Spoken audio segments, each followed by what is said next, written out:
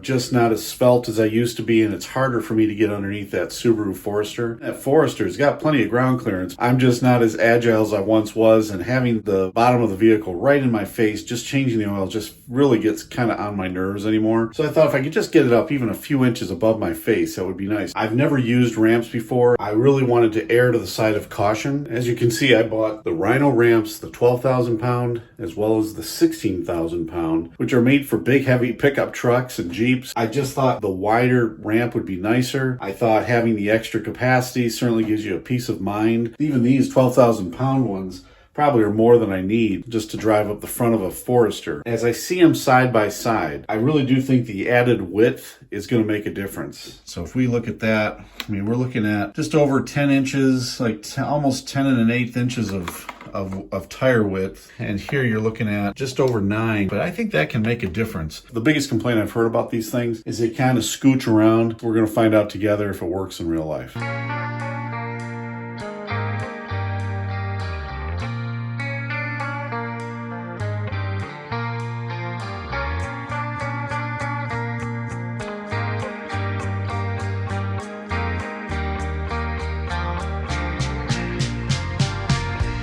A little different design on the 16,000 pound ones in terms of just these reinforcing patterns here. I mean, the same concept, these are just circular or oval shaped. Apparently this is the only gripping surface, is that little singular rubber pad for both of them.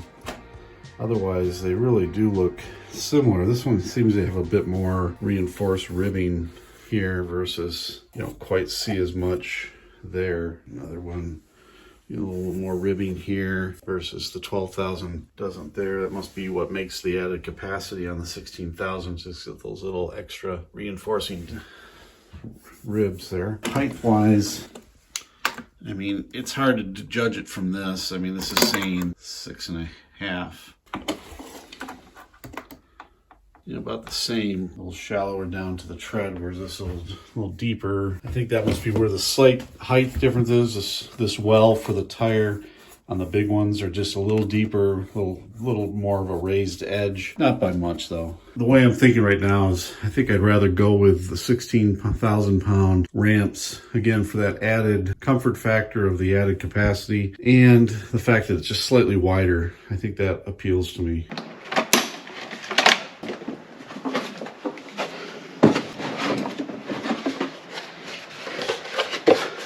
Definitely feel lightweight, not too light, but not too heavy either. And as you can see, this is apparently the one gripping rubber pad. The rest of it, there's really no surfaces other than the hard plastic, so we're going to see how that works out.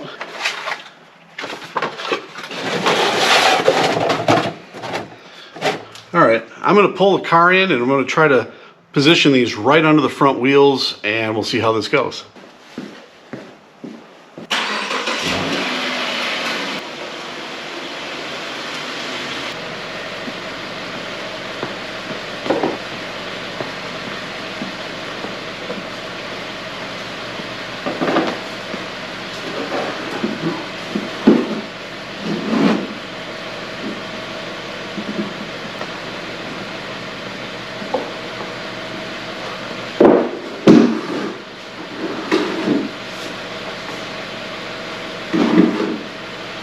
You can kind of see what I'm doing here.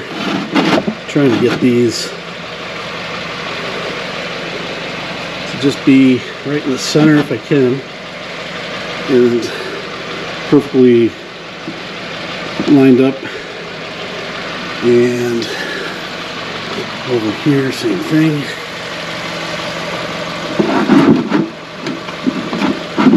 What if I turn those lights off?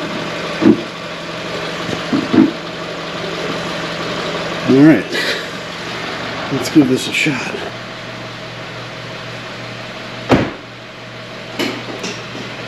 I'll put my foot on the brake here. I put the vehicle in drive. I'm switching it into low. And I put it in low.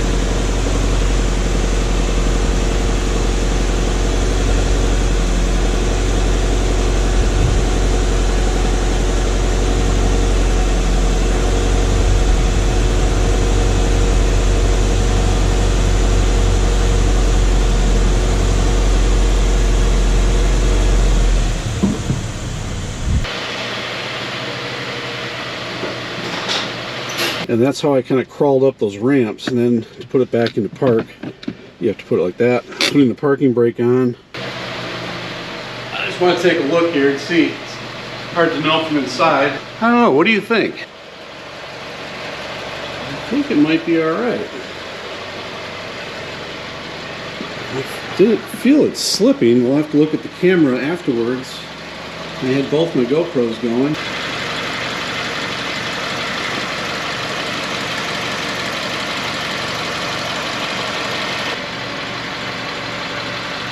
That didn't seem as dramatic as I thought it could be.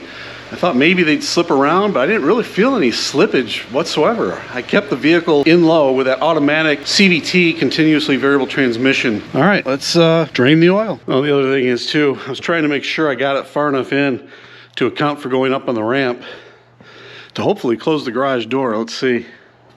Ooh, it's a close, tight fit, but I think we can get the door closed. Temperatures are in the low 20s. So I want to close this up.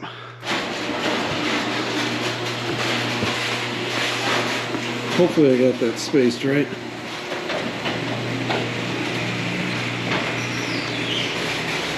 All right, that's gonna be better. Now one thing I want to do is I want to just give this a bit of a jostle and we'll see how stable it feels.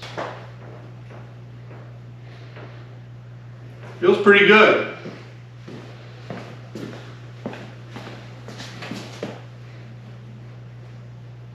Let's see what you guys think.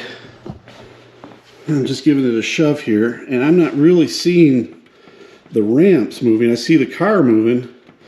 I see the vehicle itself on the ramps and the tires flexing, but I don't see the ramps moving, which is what I was worried about. If they might feel tippy. So I don't know. May not be so bad. I'm really eager to get underneath and see how it feels.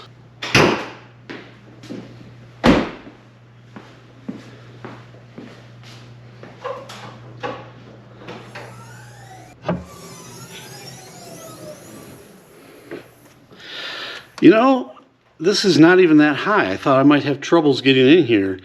To be honest, it's actually just nice. It may save my back a little bit. I really did think it might be too high, but kind of makes everything sort of feel like my lifted Jeeps. It's not too bad.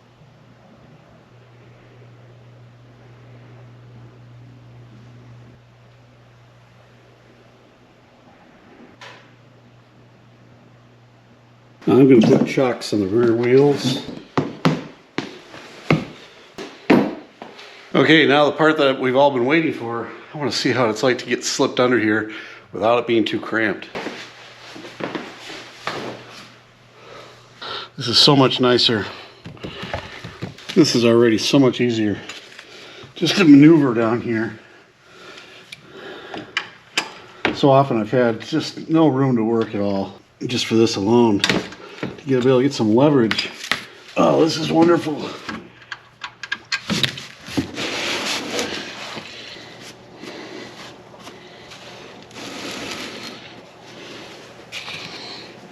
So I don't know if this gives you an idea of how much clearance there is here, but those ramps just make a huge difference. It just makes it that much easier. Even with the ground clearance that this Subaru has, this just makes it so much easier. I can get so much leverage. It's already so much nicer to be able to easily get to the bottom. Now those ramps say that they can accommodate up to a 9.5-inch wide tire.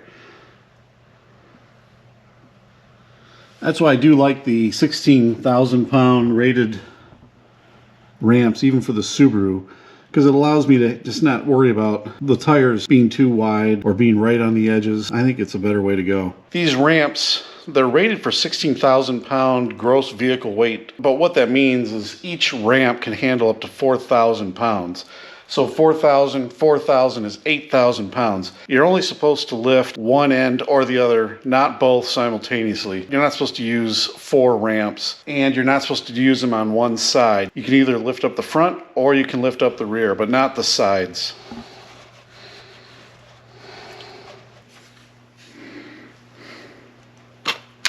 Flat part to the plug, rounded to the oil pan.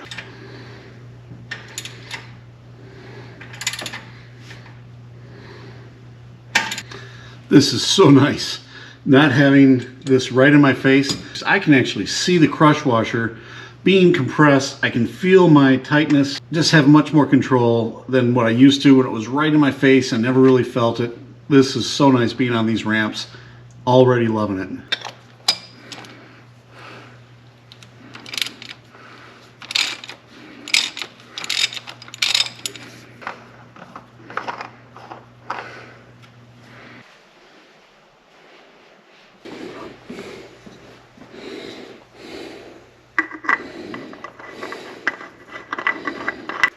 The engine takes 5.1 quarts. So because it's on the ramp, I'm not sure I trust checking the oil level while it's on that slight incline. I've actually put in 5 quarts. Right now the oil levels are between the dots.